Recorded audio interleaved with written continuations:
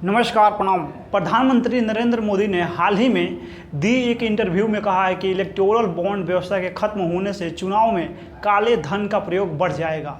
PM Narendra Modi ने electoral bond भ्रष्टाचार और नए भारत को लेकर पूछे जा रहे सवालों के जवाब दिए हैं। इसके अलावा अयोध्या में राम मंदिर का न्योता ठुकराने पे कांग्रेस को निशाने पे भी लिया है। पीएम नरेंद्र मोदी ने अपने 177 मिनट के इंटरव्यू में क्या कुछ कहा है, आइए एक एक चीज़ को बारीकी से जानते हैं। पहला सवाल ये है कि प्रधानमंत्री नरेंद्र मोदी अब की बार 400 पार नारे को लेकर आप और भाजपा पूरी तरह आश्वस्त है। इस भरोसे के पीछे क्या वजह है?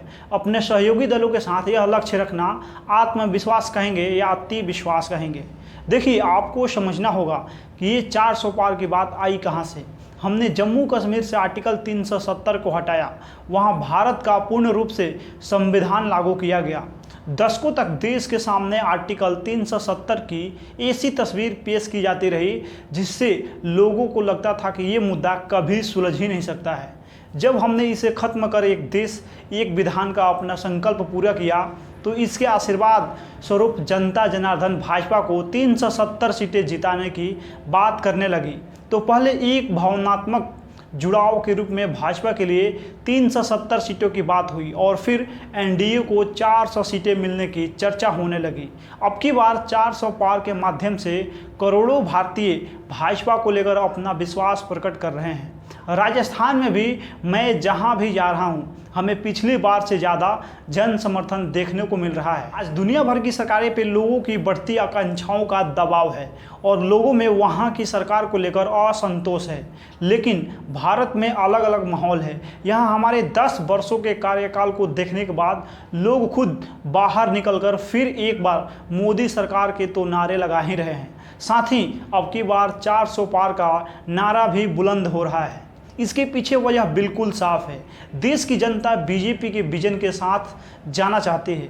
देश की जनता विकसित भारत के संकल्प को पूरा होते देखना चाहती है।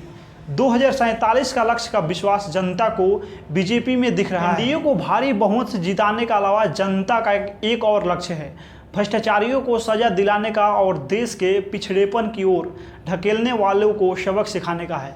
इसलिए वो विपक्ष और इंडिया अलायंस को बीजेपी के 400 पार से जवाब देना चाहती है। लोगों के विश्वास की एक और बड़ी वजह भाजपा का संकल्प पत्र है। इसमें हमने अपने 10 साल का रिपोर्ट कार्ड जनता के सामने रखा है और नए भारत का विजन भी देश को बताया है। हमारा संकल्प पत्र देश के 140 करोड़ भारतीयों की आकांक्षाओं का प्रतिबिंब है। देश को भरोसा है कि भारत को विकसित बनाने का संकल्प भाजपा ही पूरा कर सकती है। हमारे सहयोगी दल भी विकसित भारत के विजन को पूरा करने के लिए हमारे साथ जुड़े हुए हैं। जनता जनार्दन ने हम पर भरोसा अपना आशीर्वाद बरसाया है। मुझे विश्वास है कि 400 पार का आंकड़ा भी हम निश्चित रूप से हासिल कर लेंगे। अब दूसरा सवाल ये है कि चुनावी बॉन्ड को लेकर विपक्ष ने देश भर में हल्ला मचाया है। चुनावी बॉन्ड की व्यवस्था कितनी सही है? देखिए, चुनावी बॉन्ड व्यवस्था देश के हित में लाई गई थी, लेकिन विपक्ष ने झूठ फैलाकर देश को गुमराह किया है। बॉन्ड व्यवस्था समाप्त होने से देश के चुनावों में काले धन का प्रभाव बढ़ेगा। हम यदि ईमानदारी से विचार करेंगे तो इसके बिना चुनावों को काले धन की ओर ढकेल दिया गया है। बाद में हर किसी को पछतावा होगा। चुनावी बॉन्ड व्यवस्था सफलता के रूप में देखा जाना चाहिए, क्योंकि इससे यह पता चलता है कि राजनीतिक दलों को किसने योगदान दिया है।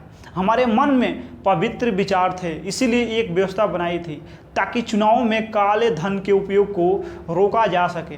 लेकिन विपक्ष ने हमेशा आरोप लगाकर भागने का ही काम किया है। तीसरा सवाल ये है कि रामलला प्राण प्रतिष्ठा समारोह का आमंत्रण कांग्रेस ने ठुकरा दिया है। इसके पीछे उनकी क्या सोच रही होगी? देखिए, राम मंदिर निर्माण का देश के विभाजन के समय ही हो सकता था, लेकिन कांग्रेस ने वोट पॉलिटिक्स के तहत इस मसले को पकड़कर हथियार के रूप में इस्तेमाल किया है। अदालत का फैसला न आ जाए इसलिए उसमें अडंगे लगाए गए। जब रामलला का मंदिर बन गया तो वोट बैंक की राजनीति के लिए कांग्रेस समेत अन्य विपक्षी दलों ने रामलला प्राण प्रतिष्ठा समारोह के आमंत्रण तक को ठुकरा दिया। कांग्रेस व विपक्ष के लोगों को गर्व होना चाहिए था कि मंदिर के लिए संघर्ष करने वालों ने उनके सभी पापों को भुलाकर आमंत्रित किया गया था, लेकिन वोट बैंक ने उसे असहाय बना दिया और उसने आमंत्रण ठुकरा दिया। अब चौथा सवाल ये है कि आपकी महत्वाकांक्षी योजना वन नेशन वन इलेक्शन रफ्तार नहीं पकड़ पा रही है, इसमें क्या बाधाएं हैं और वह कब तक दूर होने की आशा है? देखिए, एक राष्ट्र एक चुनाव की आवश्यकता पूरा देश महसूस कर रहा है। समिति को सकारात्मक सुझाव मिले हैं, इसको लेकर देश के कई लोग साथ आए हैं। यदि यह व्यवस्था लागू होती है तो देश को बहुआयामी फायदा होगा। हमारे पास अच्छी योजनाएं हैं। मेरे निर्णय किसी को डराने व दबाने के लिए नहीं है। अब पांचवा सवाल ये है कि आप अपने 10 साल के कार्यकाल में 5 सबसे बड़ी उपलब्धियां कौन सी मानते हैं? पिछले 5 साल में आपकी सरकार के समक्ष 5 बड़ी चुनौतियां कौन कौन सी आई है, उनसे कैसे निपटा गया है, इस चीज़ के बारे में आप बताइए। देखिए, ये मैं आप पर छोड़ता हूँ कि कौन सी उपलब्धि बड़ी है और कौन सी उपलब्धि छोटी है। भाजपा सबका साथ सबका विकास के मंत्र पे चलती है। हमारी उपलब्धियां कुछ वर्गों या कुछ सेक्टर तक सीमित नहीं है। मुझे इस बात का बहुत संतोष है कि हम गरीब के जीवन में बहुत बड़ा बदलाव ला पाए हैं। 25 करोड़ गरीबों को हम गरीबी से कुछ चक्र से बाहर ला पाए हैं।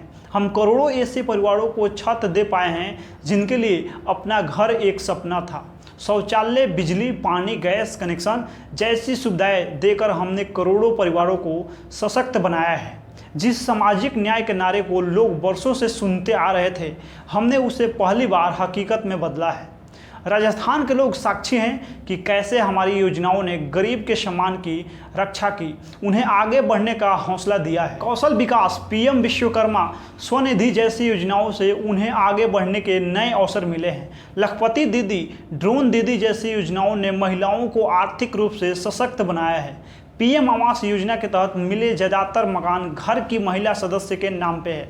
इससे परिवार में उनका सम्मान बढ़ा है। जहाँ तक चुनौतियाँ की बात है तो मैं चुनौतियों गिनने में विश्वास नहीं रखता हूँ, बल्कि चुनौतियों का समाधान निकालने में विश्वास रखता हूँ। जब कोरोना का संकट आया तो दुनिया में क्या माहौल था आपको पता है? लोगों को लग रहा था कि भारत का क्या होगा। 130 करोड़ की आबादी का देश इस सदी की सबसे बड़ी महामारी से कैसे निपटेगा? तमाम तरह की आशंकाएं थी, लेकिन भारत ने हर तरह की आशंका को गलत साबित किया। हमने कम समय में वैक्सीन बनाने में सफलता हासिल किया।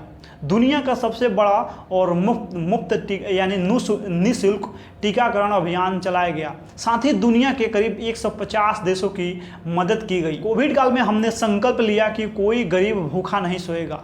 प्रधानमंत्री नरेंद्र मोदी गरीब कल्याण अन्न योजना के तहत आज भी 80 करोड़ जरूरतमंदों को मुफ्त राशन दिया जा रहा है। इस योजना का लाभ राजस्थान के मेरे भाई बहनों को भी मिल रहा है। कोविड की वजह से दुनिया भर की अर्थव्यवस्था पे बुरा प्रभाव पड़ा था। कई देश अभी भी इससे उभर नहीं पाए हैं, लेकिन भारत आज सबसे तेज गति से बढ़ने वाली अर्थव्यवस्था है। आज हम 5वीं सबसे बड़ी अर्थव्यवस्था है और मेरी सरकार की तीसरी पारी में हम टॉप 3 में शामिल होंगे। आपने बार बार कहा है कि अब तक जो हुआ वो टेलर था, असली पिक्चर तो अभी बाकी है। आपके तीसरे टर्म में देश आपसे कितने बड़े फैसलों की उम्मीद कर सकता है?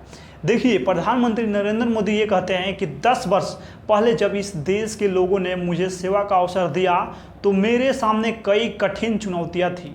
मुझे पिछली सरकार के बनाए गड्ढे भी भरने थे और देश के विकास को गति भी देनी थी। तब हमारी गिनती फेज 5 में होती थी।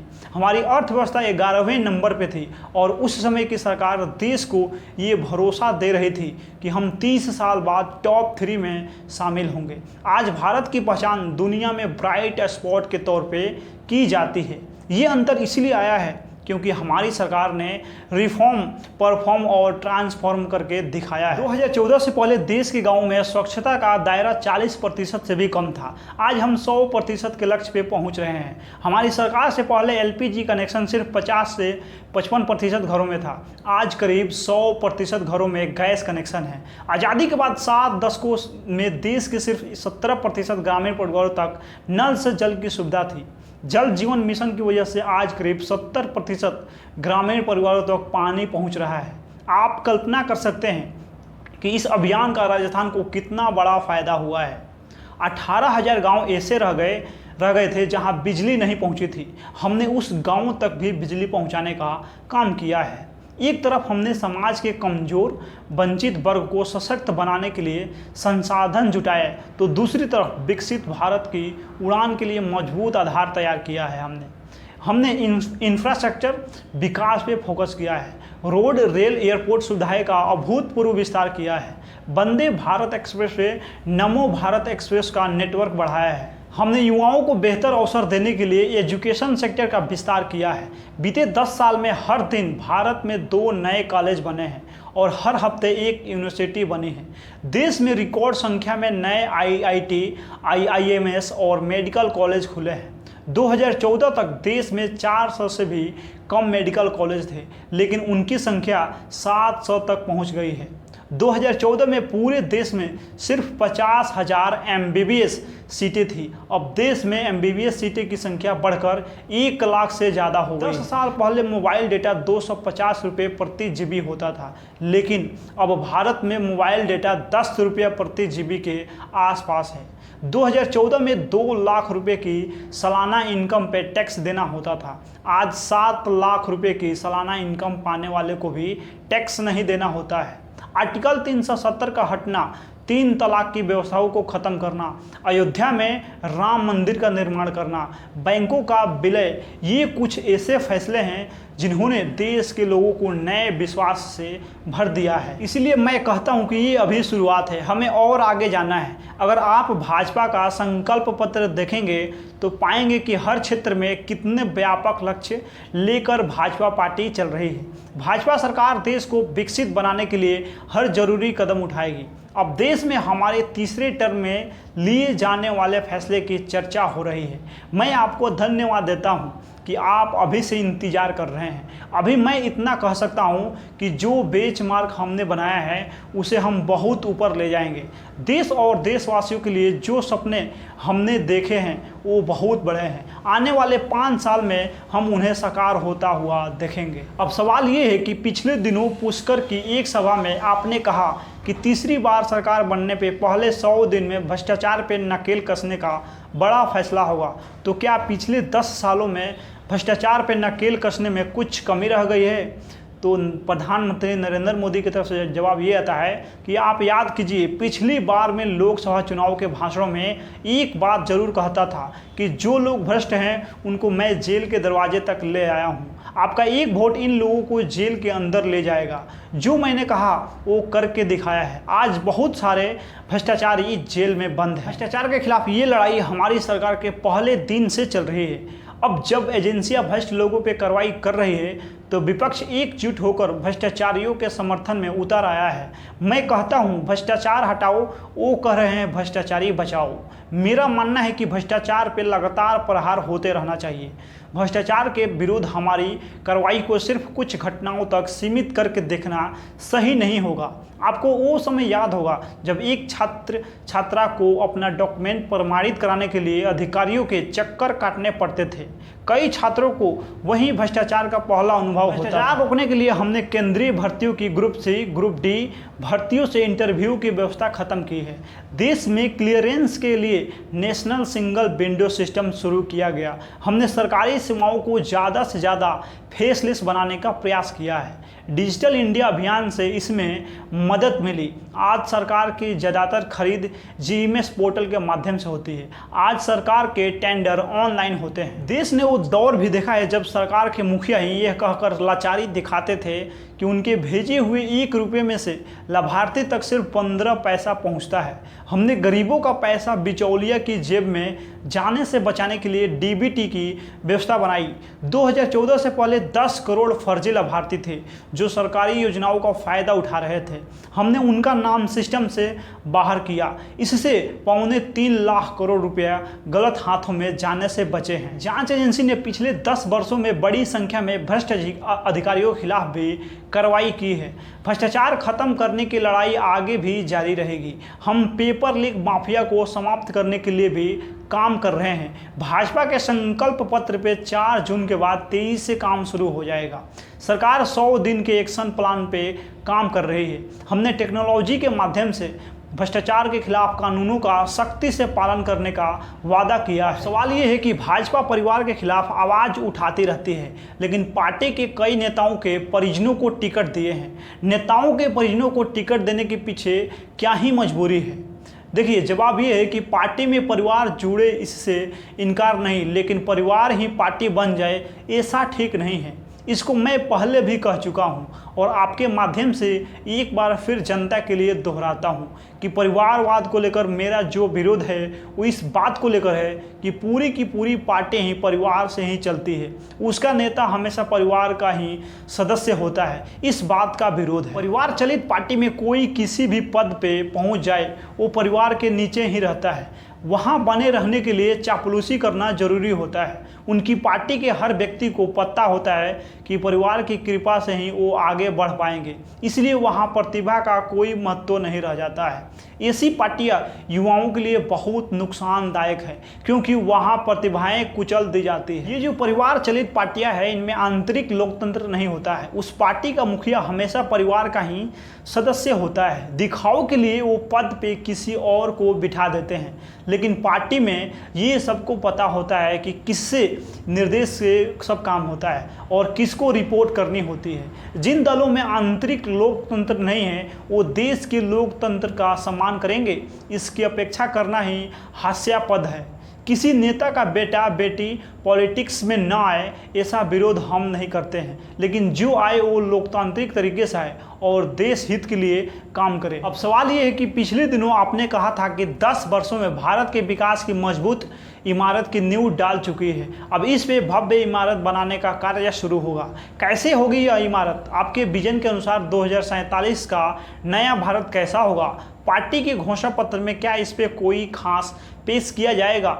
जवाब ये है प्रधानमंत्री के द्वारा कि भाजपा ने अपने संकल्प पत्र में विकसित भारत का जो विजन देश के सामने रखा है उसे पूरा करने के लिए ही सरकार देश के गरीब, किसान, महिला और युवा पे फोकस कर रही है।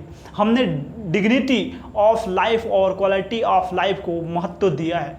हमने वंचितों के सशक्तिकरण को अपनी प्राथमिकता बनाई है। 2014 से पहले ये वर्ग जिस तरह का जीवन जी रहा था उसमें उसका पूरा सामर्थ्य ज़रूरत की चीज़ें जुटाने में ही खर्च हो जाता था। आज जब उसे मुफ्त राशन की गारंटी मिली है तो वो अपने बच्चों की शिक्षा पे फोकस कर पा रहा है। उसे अपना घर मिला है, इसलिए वो अपने कौशल विकास पे ध्यान दे पा रहा है।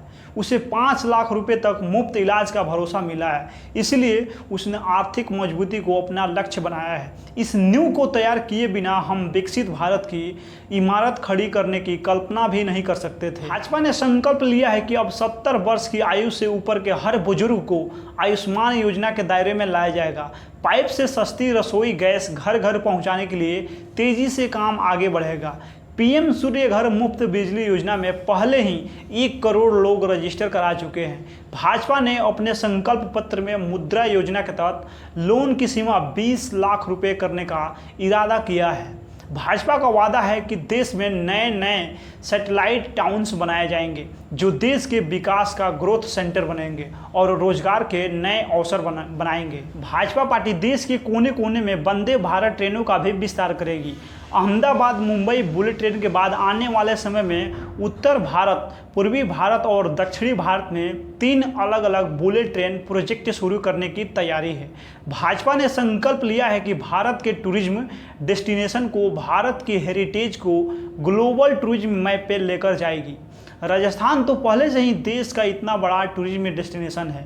भाजपा के नए अभियान का लाभ भी राजस्थान को होगा, यहाँ के लोगों को होगा। भाजपा का संकल्प भारत को दुनिया के हर उभरते हुए सेक्टर्स का ग्लोबल हब बनाने का है। हमारी तैयारी 2047 की है और इसके लिए हम 7 दिन 24 घंटे देश के विकास में जुटे हैं। अब अगला सवाल ये है कि देश में बेरोजगारी और महंगाई भी बड़े मुद्दे हैं। क्या आपको लगता है कि भाजपा ने 10 साल में इन मुद्दे पे जो वादे किए थे वो पूरा किए हैं? तीसरे कार्यकाल में क्या इसके लिए कोई योजना है? जवाब में ये आता है कि आपने देखा होगा कि कोविड के बाद से पूरी दुनिया महंगाई से जूझ रही है और दुनिया के बहुत से देशों में महंगाई दर दहाई अंकों तक पहुंच गई है।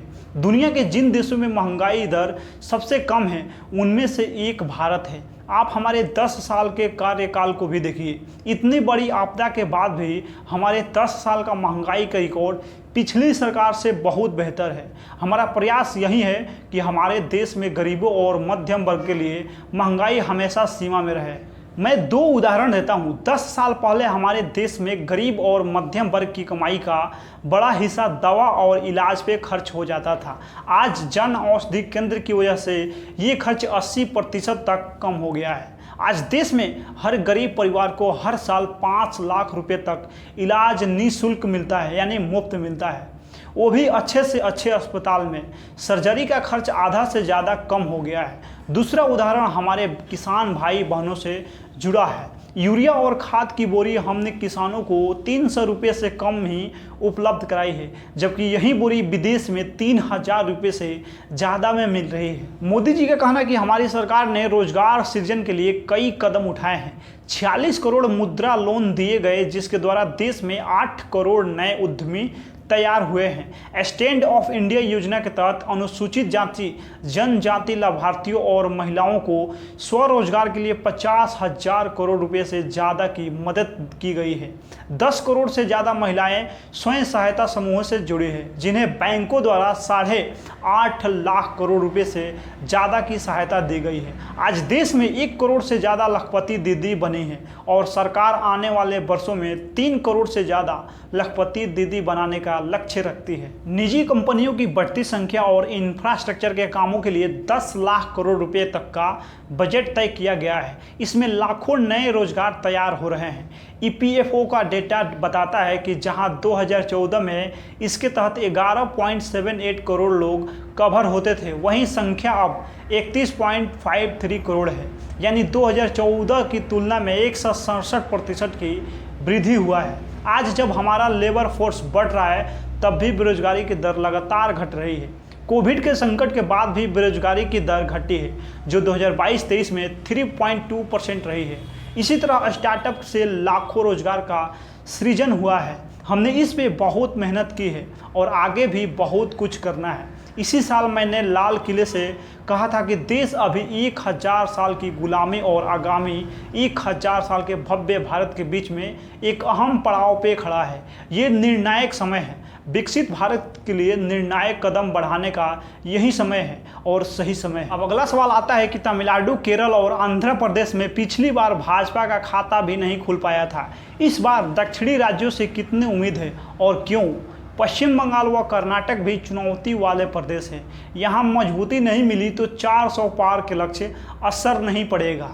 अब मोदी जी की तरफ से जवाब ये आता है कि पिछले 10 वर्षों में हमने विकास के लिए जो कदम उठाए हैं, उसका हर राज्य में हर वर्ग पे प्रभाव पड़ा है। लोगों ने केंद्र सरकार का भी काम देखा है और अपनी राज्य सरकार का भी काम देखा है। यही वजह है कि मैं जहां भी जा रहा हूं, भाजपा को लेकर लोगों का भारी जन समर्थन दिख रहा है। इस बार दक्षिण भारत में भारतीय जनता पार्टी का प्रदर्शन सबको आश्चर्यचकित कर देगा। लोग वहां की सरकारें के भ्रष्टाचार और कुशासन से त्रस्त आ चुके हैं और अब वो भाजपा और एनडीए को आशा भरी निगाहों से देख रहे हैं। दक्षिण भारत के लोग देख रहे हैं कि पहली बार केंद्र में एक ऐसी सरकार आई है जो उनकी परंपरा, संस्कृति और विरासत को आगे बढ़ाने में जुटी है। संयुक्त राष्ट्र में तमिल भाषा का प्रयोग, देश की संसद में संगोल की स्थापना, काशी तमिल संगमम के आयोजन के बाद देश के हर व्यक्ति ने तमिल संस्कृति से खुद को कनेक्ट किया है। भाजपा ने अपने घोषणा पत्र में तमिल गौरव बढ़ाने का संकल्प लिया है। भाजपा ने योग, आयुर्वेद, भारतीय भाषाओं, शास्त्रीय संगीत की ट्रेनिंग देने के लिए दुनिया भर में तिरुवल्लुर में संस्कृति के खोलने का ऐलान किया है। कर्नाटक में लोगों ने कुछ महीने पहले ही कांग्रेस सरकार की असलियत को देख लिया है। उन्हें फिर से कुशासन का सामना करना पड़ रहा है, इसलिए वो भाजपा को बड़ी जीत दिलाने के लिए तैयार हैं। पश्चिम बंगाल में हमें जो समर्थन मिल रहा है वो 2019 से भी ज़्यादा है और हमारे आंकड़े भी 2019 से कहीं ज़्यादा होंगे। ऐसा इसलिए क्योंकि वहाँ भी भ्रष्टाचार बेलगाम चल रहा है, कानून व्यवस्था की हालत ख़राब हो गई है, महिलाएं असुरक्षित महसूस कर रही हैं। संदेश खाली की घटना को लेकर लोगों में बहुत गुस्सा है और जनता उन्हें सबक सिखाने का मन बना लिया है। बाकी इस वीडियो में आप लोग अपना प्रतिक्रिया दे दीजिए। मिलते हैं अगला वीडियो में। बहुत बहुत धन्यवाद।